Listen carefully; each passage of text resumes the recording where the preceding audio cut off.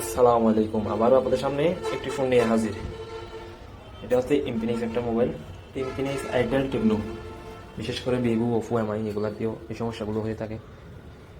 ফোনে চার্জার লাগানো চার্জ থাকলে ফোন ওপেন থাকে, চার্জ থেকে নিয়ে ফেললে ফোন অফ হয়ে যায় এবং আবার স্টার্ট নেই, এই সমস্যাগুলো। তা আমরা প্রথমে খুলে চেক করবো যে সুইচটা, পাওয়ার সুইচটা ঠিক আছে কিনা। এরপর ব্যাটারির উপরে ফোকাস।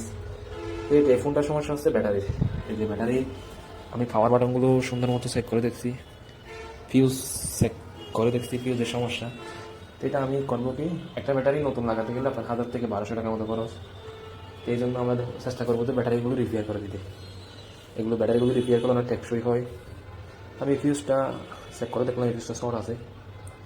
শর্ট বললে ফিউজটা একটু ড্যামেজের দিকে। তো আমি এই ফিউজটা উঠে ফেলবো, উঠে সুন্দর মতো করে ফিউজের জায়গাটা শর্ট করে দিব, না তার কারো দিকে এই ফিউজটা রাখলে একটা বসাই দিবে।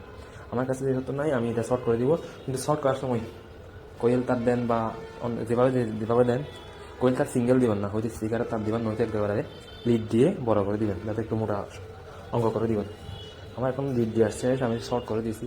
ফোনটা ওপেন করে দেখবো যে চার্জার ছাড়া ওপেন থাকে কিনা। এই দেখেন, আলহামদুলিল্লাহ ক্যামেরা ঢুকছি, ফোন ওপেন আছে। তার মানে চার্জার আর লাগতেছে না, সমাধান হয়ে গেছে।